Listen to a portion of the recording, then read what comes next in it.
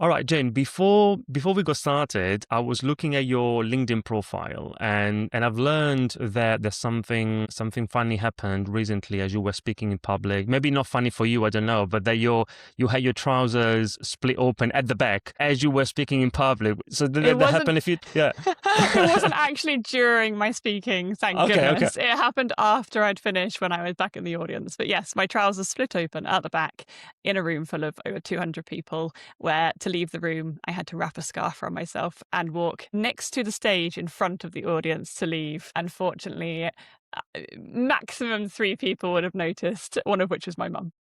Okay, not too bad. So two people out of 200, not too bad. It could have gone worse. And if anyone else noticed, they never said anything. And I just subtly changed and came back in again. So for listeners, let us know if you were there. Let us know. Yeah, I did say if I had it happen right before I was going on stage and it wasn't an option to change, I think I just would have opened my talk being like, so this has just happened, and just taken the embarrassment out of the room, because then everybody knows that I know that the back of my trousers has burst open. Yeah, I And think it would have been a good connection. that would have been a good opening. Yeah, and okay, but apart from that, so today we will be talking about your area of expertise, breathing, breath work. We want to optimize our breathing and our breathing habits. And one thing I wanted to ask you is, then it may be totally wrong, but I have a feeling that many people think that if you think about the way we breathe, that there's nothing we can do about it. The way I breathe, it's that I've always been done it this way and nothing I can do about it. What do you think, Jane? So, most people that I speak to who have got to a certain age, shall we say, and have the opinion that, well, I'm fine. They've normalized snoring, they've normalized mouth breathing, they've normalized breathlessness. Um, they're usually like, well, yeah, pretty good at breathing. I've been doing it all my life. But the truth is that how we breathe really matters. And more importantly, we have conscious control. And we might know conscious control if it was done in a particular way as breath work, which is to consciously manipulate your breath for a result. That's my sort of definition of that. But our breathing habits, which is whether you use your nose or your mouth, or which muscle groups you use to breathe, how fast you breathe, how big you breathe, what your perception of breathing is, how you sit, how you stand, what your posture is, whether you're killing your diaphragm, all of these sorts of things, including how much restriction there is in the airway, whether you have the correct tongue position. This is breathing habits. This is what we're doing all day, every day. That is possible to optimize, but it is also regularly being deteriorated. And we just don't have the level of education that we need, nor the awareness of our own breath, nor do we know what to aim for. And that's a big problem. We don't know we can aim for something, and what we think we know is often leading us in the wrong direction. Okay, so you mentioned, so we often don't know what we should aim for, and you also mentioned the word diaphragm. Now, one thing in particular is, and please correct me if I'm wrong, I'm not an expert here, but I think that when I speak in public, in particular in that particular context, I should aim for breathing with my diaphragm instead of breathing from my chest. That's my understanding. And then I'll give you an opportunity to tell me that I didn't understand anything. But the question I wanted to ask you was, if my understanding is correct, maybe it's not, but if it is correct, why is it that so many of us, like naturally, we end up breathing in our chest rather than with our diaphragm? Okay. So you're right. You want to be breathing with your diaphragm. But what that looks like is often misunderstood.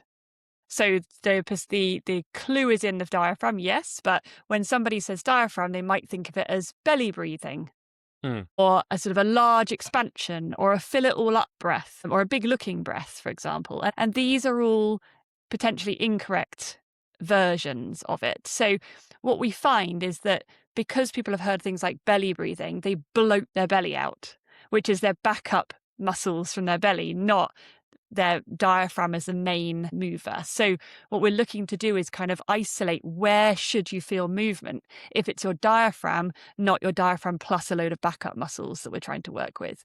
But then the upper muscles, so the upper chest, these are also backup muscles. So whether it's the belly, like the belly button, or the upper chest, these are both sort of survive muscles rather than thrive muscles. So the thrive muscles are around the diaphragm itself, where the diaphragm plunges down and we have expansion around the actual lower ribs area. And when we're public speaking, we don't want to be in the upper chest for this reason. So if I go into a position where I'm going to start speaking in my upper chest, I'll be very in my head. I'll feel very disconnected from my body, which a lot of your leaders will associate with that language. They'll be like, yep, I don't feel like that. They won't be able to describe or notice their feet. They will feel detached. And when they speak, it's up here from their throat, and they're really trying to get their message, but the way I'm projecting just doesn't come across with the same level of gravitas or connection with the audience because I'm completely disconnected from myself. And help me understand, Jane, what's the difference between, because you're right, I've heard this term belly breathing a lot. Help me and also our listeners, the difference between belly breathing and breathing with a diaphragm. Okay, so if I belly breathe and I try to speak, it's going to be like this. So I'm trying to speak and I'm feeling like I haven't really got very much control because I've run out of breath. Yeah? Whereas if I go from my diaphragm, and then I can speak and I can measure and I can slow and I can keep going and going and going and going and going and going and going and going and going and going and going and going and going and going and going and going and going and going. This is a difference between a belly breath where there's no control and the diaphragm itself using the rib muscles around. So when we have a belly bloating, it suggests that we're actually in a poor posture because you can't bloat your belly button if you're pulled up, zipped up, tall into an elegant, strong posture. It switches off your belly button area. So it can only go to what I call the D spot, which is on the front of your body. If somebody was thinking about where a bra strap was, it would be a couple of fingers lower than that. So if you go down the sternum, the hard breastbone at the front with your finger, and this is your index finger, and you take it all the way down to the split of your ribs, just at the bottom. Then you go 1, 2, 3 fingers down. None of this is yet the D spot. It is just below that. It's bouncy. So that is literally the very top of your belly, shall we say, like the very, very top. And we should feel the movement as we breathe in. That D spot should move away from you, pushing into your fingers. For some people, they have a backwards breathing habit where they actually suck in and they go up into the upper chest. And this is often seen at high leadership level where there's potentially been childhood trauma or some sort of period of time that has been unsafe. You know, a boss who's maybe narcissistic, an unsafe relationship at home, all sorts of things. And it's not necessarily home life that triggers this, but it's a long period of time of feeling unsafe. So we do see this a lot with people in high power positions who are, you know, confident and they come across in a way that looks like they've got everything under control. But deep down, they are so disconnected from themselves. They don't have the power in their voice. They don't have the feeling in their body, the ability to calm, the ability to ground and connect. And this really, really impacts them in not only health, but their performance and recovery as well. And going back to the D spot that you mentioned, you talk about the D spot as a key to effective breathing, correct? Exactly. So the D spot is something I named on the body because we weren't being clear about exactly where to go.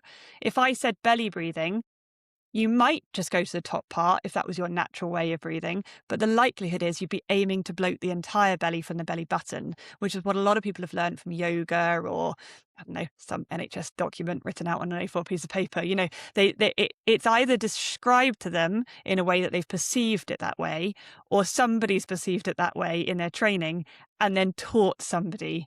And that's going, you know, that's very prevalent, unfortunately, that we're seeing this. And whilst By the way, Jen, I've been told to breathe from my belly. Yes.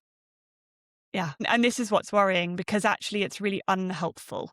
And there are times where you might want to be able to use all the parts of your body to get them moving for a particular thing, like in yoga. Hmm. Fine. But don't bring that into your human life, and certainly not into a bit where you're trying to actually get beautiful control and expansion. And in certain singing scenarios, they might be using different muscles to create different sounds. And so I am going to separate this from singing because there's a whole other ball game there. But I really want to show that when we're actually just standing and having presence and enabling ourselves to just project our voice, it's this thing that even now, as I stand or sit even taller, and I really draw and I provide this, I provide it in a way that the depth of my voice is so different to when I go upper chest and then everything changes and I'm feeling very short of breath and I'm really struggling, and you can see that I'm higher and tighter. So the connection just isn't there. And we also can go into the side ribs as well. So where the D spot is the starting point. That's at rest breathing that you might use during speaking, but only if you're not sort of really needing a lot of air. Then when you need more air because you're walking or running, or you need to really project and have a lot more per sentence, for example, then you can pull into your side ribs. So this is what I call the R spots for rib spots. So the D spot is for diaphragm spot. I And did. for listeners, D, so if I understood well, we are talking about at the very top of your belly. Is that correct? It's like the very top of your belly. So it's Just for simplicity, yeah. yeah, it's basically the fourth finger down from the split of your ribs below your sternum. So once you're below the sternum and you're in between the ribs, it's a fourth finger, or fourth, fifth, sixth finger if you're going for a nice large spot.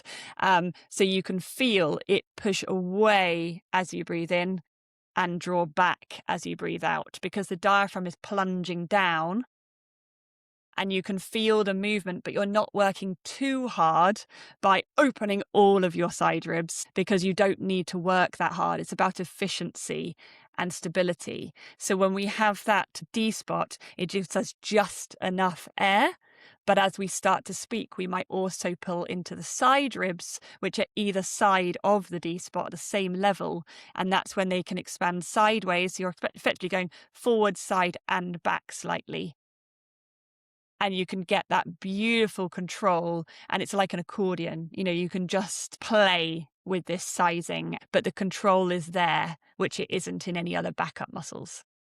You mentioned already a couple of times the connection, the link between a breathing and a voice. I'd love for you to go into a little bit more detail for us to understand exactly, okay, what's the impact from a voice perspective? Of course. So the big part here is a lot of people, when they go into a public speaking or some sort of leadership scenario that they don't feel super comfortable in, is that they will be anxious, that there will be some sort of fight or flight, some sort of heart pounding, sweaty palms, or just like a stomach that maybe needed to go to the toilet that morning. That sort of, it's that feeling of excitement or nerves or something. There's something stimulated. And for some people, they love that feeling. And, you can deal with it well in the morning and sort of just reset yourself and get ready to go. For some people, it's really prevalent at the time of having to deliver, and it's really hard. And that's usually the people that aren't in a great space with their breathing habits. They don't have a huge amount of body empowerment. They don't have that ability to sort of hold space for themselves to ground. And so when our voice is coming through, if we are anxious, we are naturally going to go to our upper chest. So the first thing is to actually bring down the ability to breathe, which could be restricted by poor posture, lack of good perception on what to do, all these things that I'm talking about. But then also, once you've got the structural ability and you know how to breathe and you've changed your breathing habits, then it's a case of, focusing on how you're breathing in the moment to draw yourself back from the upper feelings and to bring it back down and to know that you can. And then when you actually deliver, again, it's about that posture. It's about holding the ability to relax, to soften, to ground. For me, I wiggle my toes, I rock my feet, I feel my feet. And, I did it with a client online the other day, and I asked them to just deliver the first part of a speech to me, and they did. And then I ask them to go to their feet, rock them up and down on them, squish their toes, really feel the movement and the nerves. And suddenly they could feel their feet in a way they couldn't before. They could feel their D spot. And then when they spoke, they were connected to themselves, and therefore I could feel them connecting to me too. And so something as simple as some people say, sort of breathe from your feet, but that's not what they mean. It's a case of actually connecting to your own feet so that your whole body is online, that you are reconnected, that you are grounded, that you are no longer sort of in danger in a way that you were in your body, and that you can actually project. And in addition to being grounded from a posture perspective, is there anything else that we need to consider, thinking about the link between a posture and a breathing?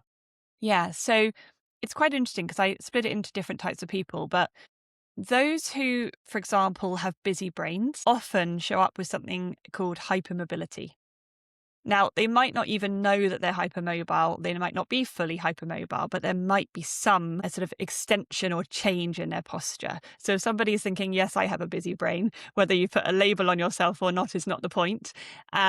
This might be something to look out for. So quite often someone will arch the lower back. So the belly sticks forward and the back is slightly arched and their hips are rotated forward. So it's kind of like you'll see the line of their trousers tilted as opposed to flat. And when that happens, that tilt of the pelvis means that their alignment goes forward. Then they lean back with the upper back, and then their head goes forward again. So they're like a zigzag. Yeah? I know women, yeah. You know what I mean? I've seen that, yeah. Okay. And it's almost like they want to be really tall and they're trying to have good posture. So in trying, but because there's so much flexibility in a part of them, but maybe not in the other part of them, we have this sort of exaggerated attempt as opposed to correcting that bottom part, drawing up tall and strong and zipping up through the front. So they're actually tall, elegant, and kind of almost between two pieces of glass. And so that's what I try and get people to try, is to adjust the pelvis so they can actually feel what happens, even if it doesn't feel normal yet for them, to feel what the breath could feel like once they find some better alignment. And the important thing to mention here is that so many people I see who have this sort of exaggerated curvature and in a way that they cannot hold it once they know what it should be, there is pretty much always a pelvic floor weakness. Meaning? So the diaphragm is a cross under the lungs, and that goes across a bit like an umbrella shaped kind of muscle. And then in our pelvis, so when we need to stop our wee and stop our poo, like that's all part of where the pelvic floor is. So everything at the base there, you can actually feel it can squeeze, it can tighten, it can relax. That works in harmony with the diaphragm. So as the diaphragm plunges down, the pelvic floor should lengthen. And as it comes up, it then tightens back up again. So it's that feeling of, if we have a dysfunction, a lack of full natural function in one, we will then likely have dysfunction in the other because they are not working well together. So somebody who works with me would work on their diaphragm use to start with. They would manage to get a certain amount of postural thing, even if it's just through sitting to start with, using cushions or whatever they need. They will start to get the progress of actually using the diaphragm to support their pelvic floor that way, because I'm not a pelvic floor physio and I'm not a physio at all. And then when they get to a point, if there's still a restriction, if they cannot get past a certain point, then they actually go and do pelvic floor physio work.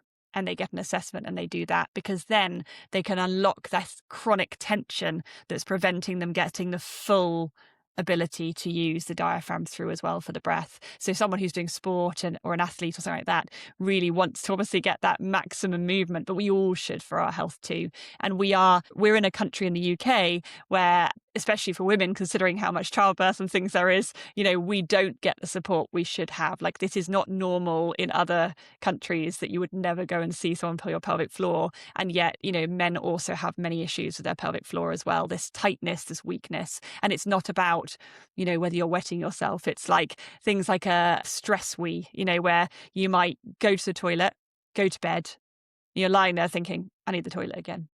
And you don't really, but there's that tension and that sort of feeling. And a lot of people go, yes, I have that.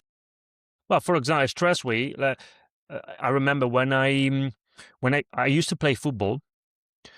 I played football for, I don't know, maybe 20 years. And now, because you mentioned stress wee, I know what that is, because before a match, I had to go for a wee a few times. And that was either stress or nerves or adrenaline, whatever that was. It's like you just couldn't relax. You couldn't sit with the feeling of being like, I don't need to go. You can access it. So yeah, so when we're really tense in the diaphragm, we can be really tense in the pelvic floor as well. And it can come from both sides. So this is just an area that, as I say, I don't work with the pelvic floor, yet I have had to rehab my own. So I do know about it. Mm. And I've even, just because I'm me, I went to a pelvic floor physio the other day, and we were sort of trading our knowledge with each other. And I said, you know what, we should film this. So there I was with her gloved hand up my vagina telling me what's going on with my pelvic floor when I do a different type of breath. So a backwards breath that's, not an ideal breath, a sort of slightly over breathing breath, a D spot breath, an R spots breath, and even a full wraparound breath from the very back, which is kind of a recovery breath in sport. So she could tell me how well I was managing to relax and how well I was managing to engage on the pelvic floor to kind of zip it up, just from how I was breathing in different ways, which is, I think, fascinating. And how does someone know if there's something in the way they breathe that perhaps need to be adjusted? Because I guess, Jane, that sometimes I'm just assuming that many people are not even aware of what's going on. And so there's a few classic signals of what's called overbreathing, which is the main thing that I'm interested in. So when somebody's overbreathing, if you use your mouth, you are overbreathing. If it's loud, fast, if it's high, lifting shoulders, upper chest, any of these are overbreathing. So all of these are like, yes, you would want to do something about it. Snoring, for example, sleep apnea. Sleep apnea and snoring can get a little more complicated because there can be structural impact, which you can still do something about, but sometimes it can be quite severe as well. But when we're looking at the other subtleties, it's about where in the body are you feeling the air go? And what do you think is normal for you? So if you were to sit really tall and you weren't against the back of your chair, and you were to put your hand on your upper chest, and you were to put your thumb on your D spot and the rest of your hand across your belly, spread right down, you would feel whether there's any movement. But sometimes we don't feel it. So it's a perception gap. Sometimes you can just see it. And so if I was breathing slightly into the upper chest, and the D spot was going in the correct direction, so it's going out as I breathe in, but I was also going up in the upper chest, this would be an overbreathing. Now, this always happens when you shrink down and you shrug your shoulders forward, when it's kind of a bit like, I don't feel good about myself, or I feel heavy. That feeling of going forwards means you have to lift the upper chest off of your diaphragm for every breath for you to be able to get the movement that is natural, which is, if you think about it, if you did that 20,000 times a day, that is so unnecessary from an energy point of view and an efficiency point of view. So that tiny, tiny overbreathing is enough to degrade, one, your CO2 tolerance, which we can come on to in a moment if you'd like, but also it's enough to degrade your need for more air, that feeling of wanting to go bigger, and also the energy levels that you have behind it. And even that you're stuck in your upper chest, so you don't realize when anxiety first triggers, you don't get a warning sign because you always use those muscle groups. Whereas for Mm. me, because I don't use my upper chest anymore, I now feel the first signs of anxiety, not the last signs of anxiety before it becomes a panic attack or is already causing me a problem in a public speaking scenario, for example. Before we continue with this episode, I just want to share a few resources that I think will be super useful for you. The first one is, check out either my book, Confident Presenter, or my colleague Phil Wakenall's book, Business Presentation Revolution, or both. These are books for business owners and leaders who want to take their presentation skills to a higher level. To make the most of the books, take the Confident Presenter Scorecard, which is an online tool that allows you to assess your presentation skills for free in less than 3 minutes. And then also, at the moment, I'm running a series of free presentation skills web classes, and I'd love to see you there. The links are in the show notes. Now, let's go back to the episode. You said, for example, now I'm not using my upper chest anymore when breathing. So out of curiosity, for someone who starts doing something about their breathing, how long does it take on average to see some positive changes? So I had a particular lady that had been going in and out of the doctors over 5 years or so with anxiety sort of symptoms, and this was a perimenopause time for them. Very difficult at home. There's lots of stuff going on, and they were really high flying. And this particular person kept getting told it's just anxiety, here are some drugs, whatever. And that just didn't feel right to them. It took about a year for me saying, I think I can help you, to them actually coming to see me. And when they did, we had our first appointment and I taught them their tongue position. And that's all they did. They went away with the correct tongue position and they applied it straight away. And that was in the morning of a Friday. On the Saturday morning, I got a text message saying, Jane, I'm so sorry to disturb you on the weekend. Not that I mind from my clients. She was like, but I can't tell you, this tongue has just changed everything. I felt calmer than I have in ages. I felt so much calmer than normal. And I slept better last night than I have in years. It wasn't perfect, absolutely not. But I slept better. That's in one day. Just in one day. For one thing. Then you add the next thing. You add the habit of just calming it down before bed, for example. You add in the learning to use the D spot. So what she learned was the N spot, which is on my website. There's a free video to learn that under free help section. And to train your tongue takes about 3 days.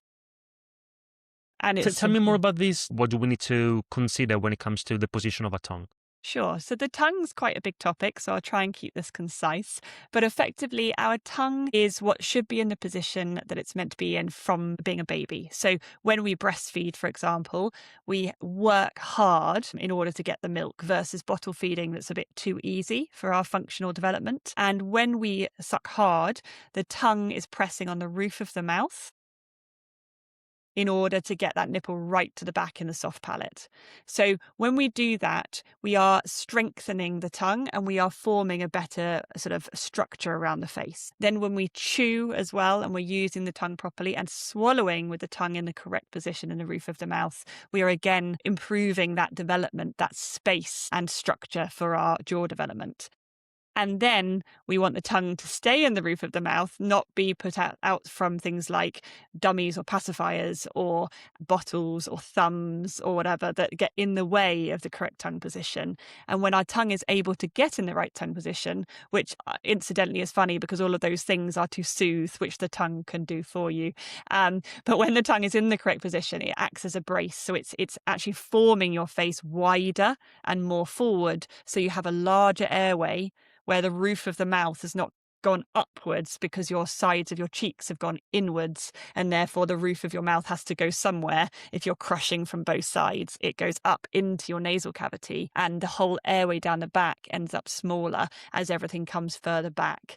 And this is a big issue. A lot of people have had adult teeth removed by dentist orthodontists. This is not ideal. I had it a couple of times. Yeah, it makes your mouth smaller. So then you feel like your mouth is too small for your tongue, or your tongue is too big for your mouth. Whereas when we expand as a child through correct tongue function, and then unfortunately nowadays we actually need a lot more support than we ever did because we don't really breastfeed as much or as long. We don't necessarily get the right nutrients. We don't chew properly. We don't actually have anything to really chew these days, not like we used to. And we don't develop in the same way, unfortunately, now. So there's a lot more expansion need. Now, a lot of us are what I call compromised, like myself. I have a very narrow little mouth, a very small airway, a long face, a setback jaw, a bite that's not quite right, pain in my jaw. This is a very common thing for people nowadays. I am the perfect what not to turn into for our kids. When we have this, our nose could be slightly crooked, or a bump in the top, or one of our nostrils is misshapen or too small, there's deviated septum through the middle. And this all impacts us. It all impacts how easy it feels to breathe through our nose, which is what we should be breathing through. So structurally, we can be impacted by tongue position. Now, let's say we have been impacted to a point.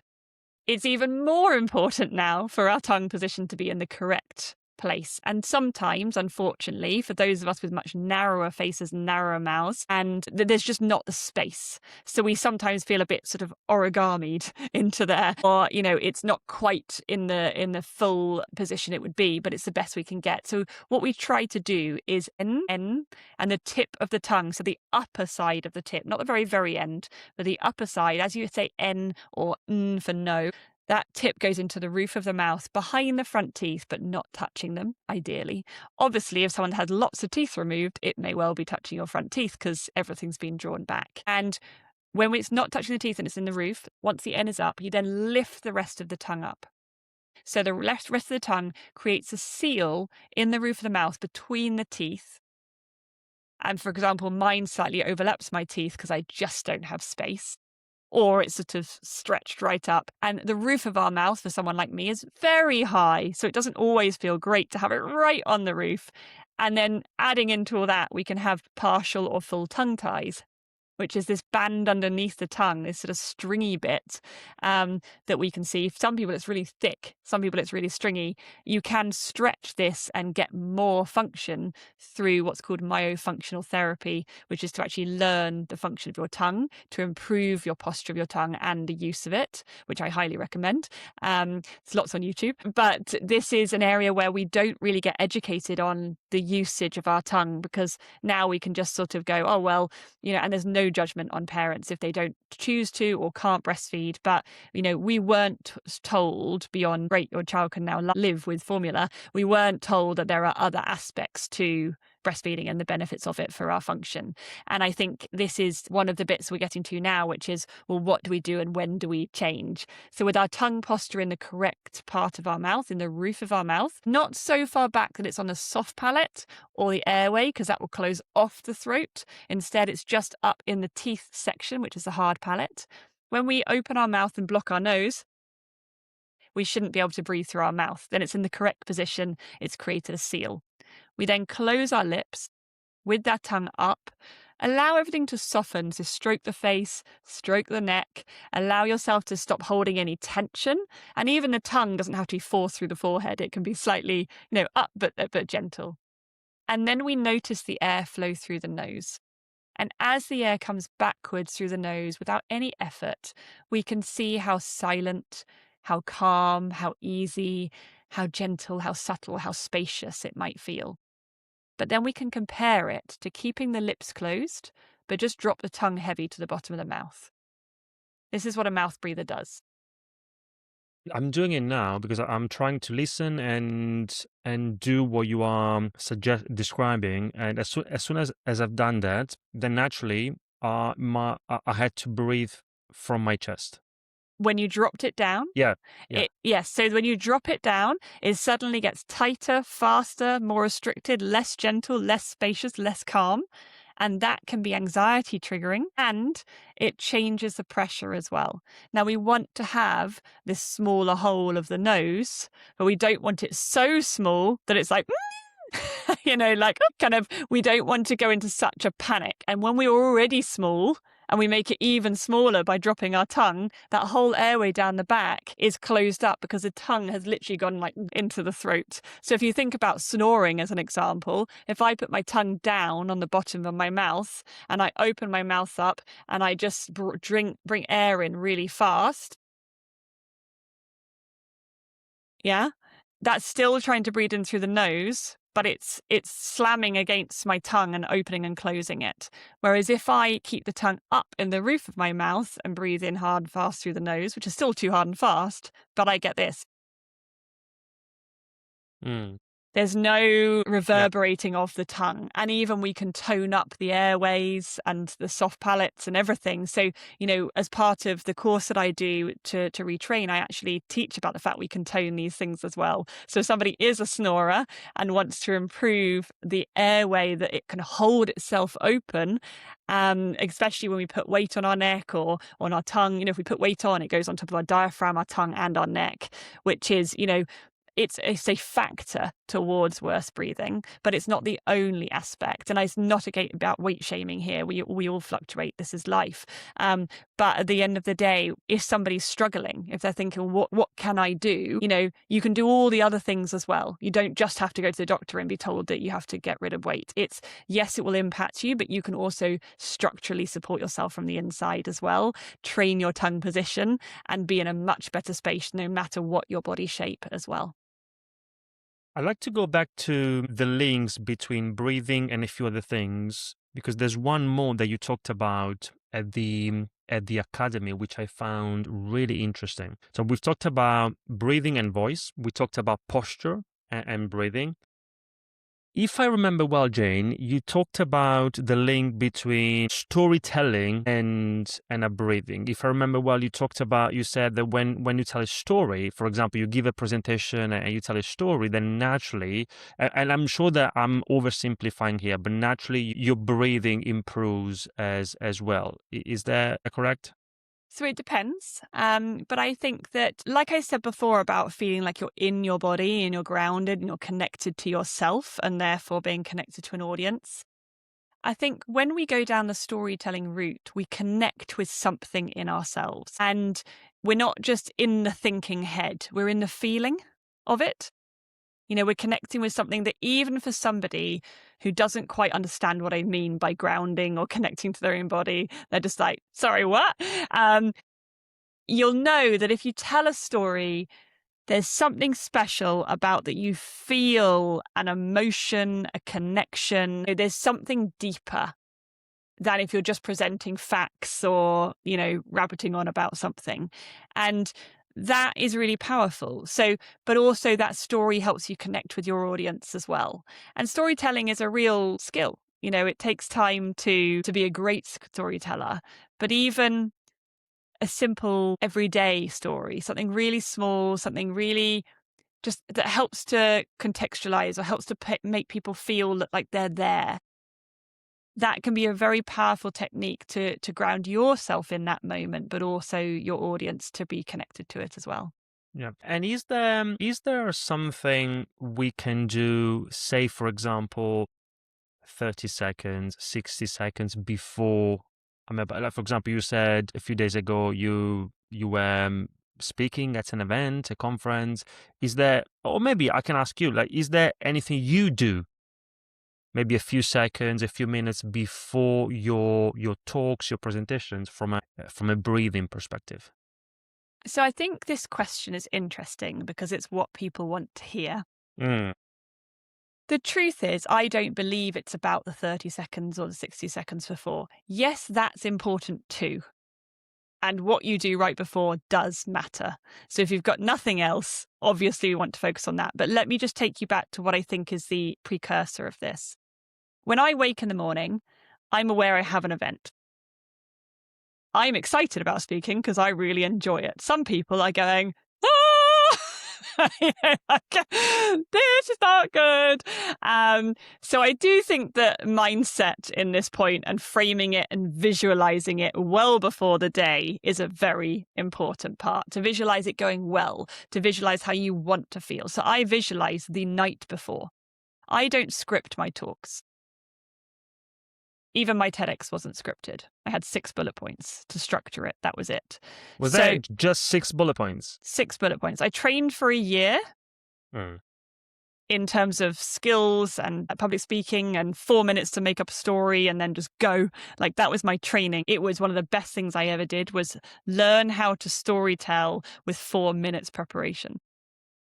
That you don't have time to overthink and to get all in your head. It's there. But also I I planned my TEDx in terms of I did loads and loads of masterclasses. I know my shit. So Mm. I've said it many times. I've tried out jokes. I've tried out different phrasing. I've seen what lands. I've tested timings, but not in a very structured way, in a way that felt natural and fluid to me. So on the day, I had no idea what joke I was going to say, but I knew there was some sort of element of humor. I had no idea how humorous I'd feel or how light I'd feel, but I knew that it was reflected by where I was in my menstrual cycle. So sometimes I'm ovulating and I'm really like playful and silly and a bit, so I make lots of crude jokes. And other times I'm, not, and I'm much more reflective, and I can still bring in a joke, but I'm less likely to do as many, for example, depending on where I am in my cycle. So it's, again, I tap in very deeply into who I am and what I'm feeling. So starting off that before, it's the visualization of what I want to feel like, how I want the audience to feel and what I want them to go away with is the main structure for me. And then the night before, I really think through, like, does anything come to me that feels right for this? Not just what's my normal blurb, but what's going to really suit this audience, this time, this energy, my body. And then the morning of, and right up until before, like the last talk I did at the Smart Aging Summit, 6 minutes before I went on, I decided to use my phone as a prop. 2 minutes before I went on, I decided not to use it in a particular way. In the talk, I went back to choosing to use it in that particular way because I managed to make it work. I just had chosen not to because I didn't want to cram it in if it didn't, but I allowed myself to have the possibility. And it was so interesting because actually by doing it, it was one of my favorite parts of that talk because it was utterly feeling into my body, the environment, the people, who was in that audience and what I felt would resonate. That was why I just came up with the idea last minute. And a lot of people would find that very hard to do. But I do think that getting used to feeling the room and feeling into yourself is an incredibly powerful tool. This first part is important, but the actual everything from that morning till it, how I was standing, how I was sitting, whether I was supporting my back properly on a chair, there should be support behind your D spot. And ideally you would roll your shoulder blades over the top. So if you're feeling like you're in a bad chair, effectively, which loads of conferences are, loads of scenarios at work are, we need to take some support, or we need to adjust our posture to be able to support ourselves better without compromising and crushing ourselves. All of this thought is what goes through my head. It's not what's that 30 seconds. It's how are you preparing your body? Are you calm in the hours before, or are you self-regulating? Are you staying grounded? So when you get to the last 30 seconds to a minute, quite frankly, all I'm thinking of is, have I got my props? I've got to go up and press, go on my camera because I want to capture some footage before I go on stage. That's it. I'm not thinking, oh my God, oh my God, oh my God. There's none of that. It's like, I've done all of my prep. I don't need to worry. But for some people, they're going to use what's called breathwork in that moment because they are just like, ah! And you can use breathwork on the walk up. You can use it in the chair before. You certainly will get some sort of excitement in your body just before. And that's absolutely normal, and just embrace it. But a key thing to say here is, in that 30 seconds to a minute breath work, what happens if somebody wants to use this technique to control their nervous system, to calm themselves down? They want to do breath pauses or slow breathing or whatever. Now, lots of people can do that and it will help. But there are some people who it won't help. And this is why. If you try and do breath work, or if you've tried it in yoga or a corporate breathing workshop, and you've tried to do something like box breathing, where you breathe in for 4, hold for 4, out for 4, hold for 4, for example, it sounds pretty tame. It doesn't sound extreme, does it? But somebody who has such degraded breathing habits that their CO2 tolerance that I mentioned earlier has degraded so much as well, they will trigger once they get to a point on the slow breathing that's well before when they should trigger to breathe. So they will be a little bit like, so if you imagine my hands are at the left and right hand side of the screen. And as I sort of move on to my left hand and I hit my left hand, that's a panic attack. That's a bam, right? I've just hyperventilated. I've chucked out all the carbon dioxide too fast. And when I get rid of the carbon dioxide too fast before it does its job, it closes my airway up and it closes my blood vessels up. Carbon dioxide, or CO2, is a dilator. It is there to help widen the airway and the blood vessels to deliver oxygen to your cells and to your brain. So if you're a panicker, you do not want to be limiting oxygen to your brain by hyperventilating. Now, so we do some breath work. So we slow it down, we bring it back, and only about a third of the way across the screen, my hand is now stopped. That's my CO2 tolerance because I'm a degraded breather. Because I'm a mouth breather and upper chest breather, and because I have panic attacks or high anxiety and high stress.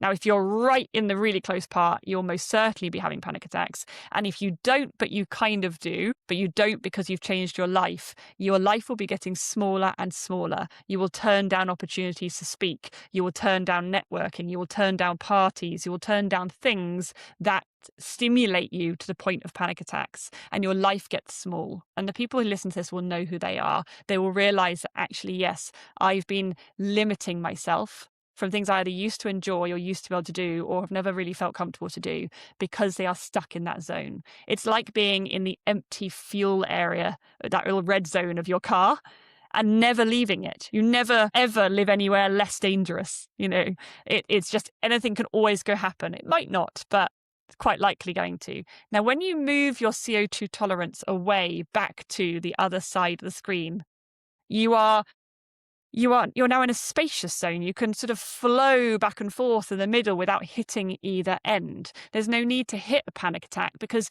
you have signals well before to give you time to draw yourself back. And when you slow your breath using breath work, you don't hit a ping and ping back again with this sort of invisible wall. You just keep going and calm. And you stay calm. So that's why I get a little frustrated when we have these sort of well-meaning corporate workshops where the breathwork instructor who comes in and does some lovely stuff, which, 80% of the people might think was great, but 20% are think, what's wrong with me? Why do I not feel calm anymore? Why do I not like this? Why does it not work for me? Why can I not, catch a deep, satisfying breath? Why does everybody enjoy this and I don't? And people, they are always saying this about things like yoga and other stuff as well, because they just can't understand how other people access that. And it's the CO2 tolerance. So when we change our habits, i.e. train the tongue, N spot, train the D spot for minimize, reduce breath, no longer too much, train our walking breathing, train our running breathing, all of these over breathing scenarios, because a high achiever is often also high achieving in sport or trying to. So they push themselves in their 10-kilometer race at the weekend and then they rush back to the work and do whatever, or they're doing an Ironman or whatever. If you're an overbreather as a human, you will be an overbreather in your sport. The harder you push in the sport, the harder you're also degrading as a human. So it's this space of this is when we need to pay attention. Your goal might be for your public speaking. Your goal might be for your triathlon. Your goal might be to help your anxious kids. Whatever the goal is, it doesn't matter because it affects them all. And we can change this. So that's the important thing is, yes, we can use breath work. Yes, we can calm our nervous system before speaking. But the thing that I want people to know is so many people are overlooking the habits that come well before. The techniques that you can do 30 seconds before. Message understood. And a couple of other things before we close, Jane. You mentioned the D spot, the tongue position, and many other things. And maybe, again, thinking about what you've just said, it might be another question that's not your favorite question. But if you were to choose just one thing, not that we should encourage people to do just one thing, but thinking about all the habits, all the positive habits that can improve your breathing, and as a result, all the things that you've mentioned, is there one in particular that you think if you follow that particular habit, that would make a very positive impact, even long-term positive impact? Yes, only one. That's really mean. I would say have a choice. If you just want to walk away from today and be like, I wonder if she's right, let's give it a go. I don't want to put too much effort in here. I don't want to overthink it. I just want to try something briefly. That is train your tongue. The tongue is always the first layer of every training I do with anybody at any time.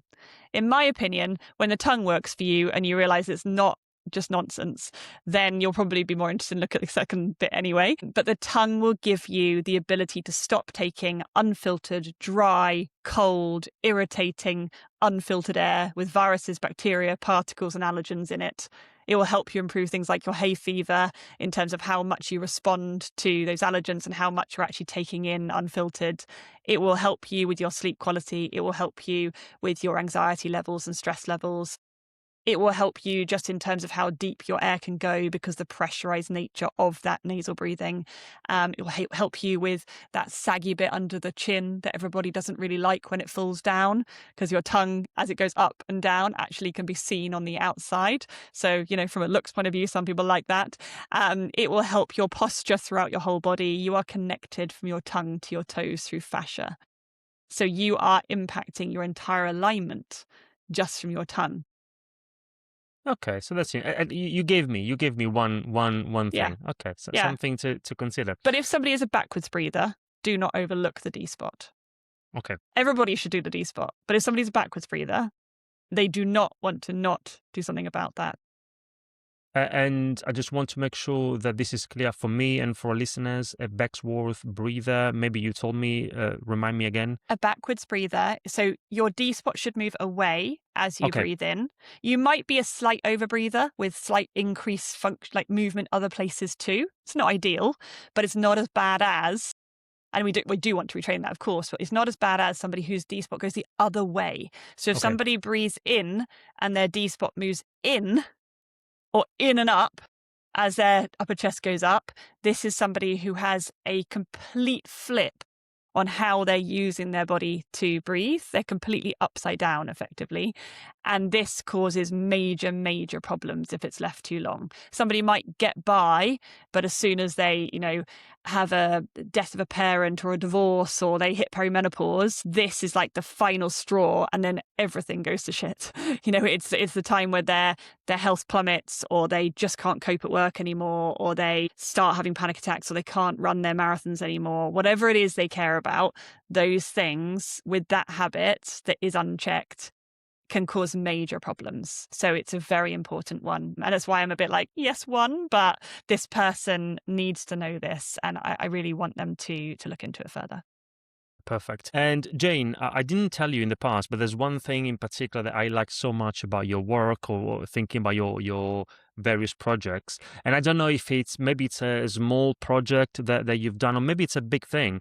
I don't know. You wrote a book for kids on those things, right? I did, yeah. And I'm mentioning this because as a dad, my son is 3.5 years old, and of course I'm very much into parenting and the impact that we can also have on kids. And I'm also thinking about, because I've got 2 books out. My third one, I'm thinking about doing something similar, a book for kids. So tell me more about your book for kids. So the book is called Rose Loses Her Nose. And the reason I wrote it for kids was a couple of reasons. One, I was a 7-year-old who was sat on the floor in my bedroom thinking, my nose feels too small. I can get air through it, but it doesn't feel big enough. So I'm using my mouth. And I was also aware that I was a snorer. But I remember thinking, but surely if it was a problem, someone would have told me. And it wasn't until 23 years later that I first heard that, yes, it is a problem and you can do something about it. And that's with having access to Google. And I had no curiosity, around this, having gone to the doctor at age 12, having been told I was having sport-induced asthma when actually it was panic attacks. And I was an overbreather, mouth breather, forward head posture, incorrect tongue position. Nobody told me, even when I had the things that I needed help with, even when I had pelvic floor pain, even when I had stress and anxiety, there was no education anywhere from anyone. So the reason I wrote the children's book is, yes, one, for that little 7-year-old like I was, but also because if I gave you, for example, an incredible book, James Nestor's book, Breath, that most people are like, oh, I love that book, it's saying really some of the things to you. And I'm like, great. It is a wonderful book and I highly recommend that everybody reads it. Great, save me from rewriting it too. But if I give that book to you, it will sit on your shelf for 7 years until 10 people have told you to read it. If I give you a children's book, you will read it with your kids that night. And not only will they learn, but you as a busy professional will learn too. So the reason I wrote it is because it's a Trojan horse to the people that need to know. Oh, very interesting. Very smart approach. And of course, I'm going to include in the show notes. Thank you. And for those who want to connect with you, say hi, learn more about what you do, where should they go? Absolutely. So at the moment, my Instagram is getting quite popular, which is great. There's lots of content on there. I do some for athletes, some for other individuals, speaking, etc. That is at Link Breathing, and my website is linkbreathing.co.uk. You'll find free resources on both, especially on the Instagram. It will be in the link section, but if you go to my website, there's a free help section.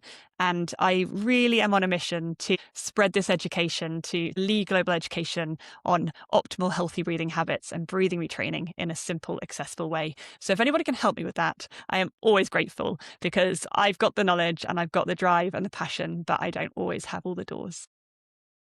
And again, all the links will be in the show notes. Let's close with this, Jane. Let's say that someone watches this conversation, they listen to it, and after a while, they forget pretty much everything. It's not your fault, it's just the way things work. You were talking about busy brains. Maybe they have a busy brain, they're thinking about other things.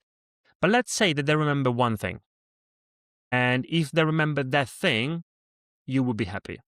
What's their thing? What should be the key takeaway for our listeners today? It should be that how we breathe matters. Because all they need to remember is they don't remember the whats and the whys and the hows. They just remember that it does. And if they have an issue or somebody around them has an issue, then there's always Google, there's always curiosity. But the fact is that someone has now told them that how we breathe matters. How we breathe matters. Okay, perfect. Jane, thank you very much. Keep up the great work and all the very best. We keep in touch. Thank you so much.